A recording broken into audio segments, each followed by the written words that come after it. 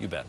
And joining me now, the man of the hour from a very distant connection, the Guardian's Glenn Greenwald. And Glenn, I mentioned it's a distant connection because we're going to have a real satellite delay in our conversation. Pete Williams just referred to the possibility of investigations. Senator Dianne Feinstein said today she believes that this leak, the first leak we're talking about, the Verizon phone calls leak, should be investigated. And it's pretty clear that that investigation would have to include you. Look, let them go and investigate. There's this document called the Constitution, and one of the things that it guarantees is the right of a free press, which means that as a citizen and as a journalist, I have the absolute constitutional right to go and report on what it is that my government is doing in the dark and inform my fellow citizens about that action. There is this massive surveillance state that the United States government has built up that has extraordinary implications for how we live as human beings on the earth and as Americans in our country, and we have the right to know what it is that government and that agency is doing, and I intend to continue to shine light on that, and Dianne Feinstein can beat her chest all she wants and call for investigations, and none of that's going to stop and none of it's going to change. Glenn, I want you to listen to what Lindsey Graham had to say today about the Verizon phone calls part of what you've been revealing. Let's listen to this. I'm a Verizon customer. It doesn't bother me one bit for the National Security Administration to have my phone number, because what they're trying to do is find out what terrorist groups we know about and individuals and who the hell are calling. And if my number pops up on some terrorist phone, I'm confident that the FISA court is not going to allow my phone calls to be monitored by my government.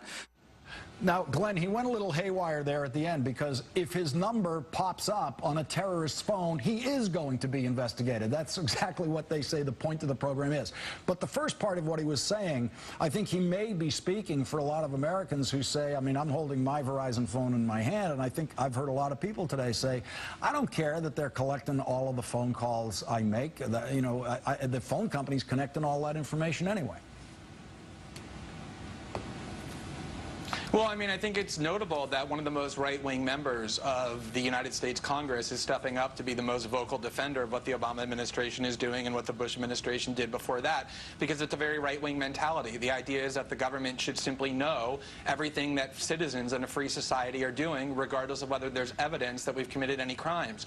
Well, there was a huge investigation in the 1970s called the Church Committee, and what it discovered was that whenever surveillance powers are exercised in the dark, the government lies about the reasons that they're surveilling, and they abuse that power. They eavesdropped on all sorts of political leaders like Martin Luther King and dissidents and opponents of the administration. And the idea that if you have nothing to hide, then there's no reason you should care, people know instinctively that's false. They put passwords on their emails. They put locks on their bedroom doors. There's all kinds of value that we have in having privacy as individuals that is destroyed when we allow the government to monitor and store everything that we're doing. But of course, the Lindsey Grahams of the world are thrilled with that, because that's the mentality in which this is all rooted.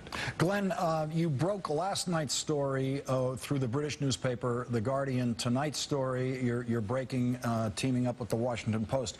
Tell us about these new developments tonight and what the capacity is for the government to collect information from Google and Apple and Facebook. Well, in 2008, the United States Congress, on a bipartisan basis, created a new spying law called the FISA Amendments Act. And what it did was it eliminated the warrant requirement for the U.S. government to eavesdrop on all conversations except ones between Americans domestically. When an American talks to American, you still need a warrant, but otherwise, if an American talks to somebody outside the U.S., they don't. And what this program does, and that law was renewed in 2012, what this program does is that when that law was passed, people said, well, how are we going to prevent abuse if the government doesn't have to go to a court and get a warrant? How do we prevent abuse? And the answer was, don't worry, they still have to go to the internet companies and they still have to go to the phone companies and ask for the records they want, and that will be a check on abuse. use. And this program is a program in which the NSA takes its hands and sticks it directly into the servers of all of these internet giants, Facebook, Google, Skype, Apple, YouTube, that people around the world use to have communications, and lets the NSA grab whatever it is they want, either stored emails or real-time communication, with nobody looking over their shoulder, nobody watching what they're doing. Any analyst in the NSA sitting at a keyboard can at any moment go into the system and listen to whatever he wants, read whatever he wants, and then store it. It is extremely menacing, and there are no checks. This is how the world communicates, and the NSA is monitoring it at all times. Glenn Greenwald, thank you very much for joining us on this night where you're breaking this major news. Thank you very much, Glenn.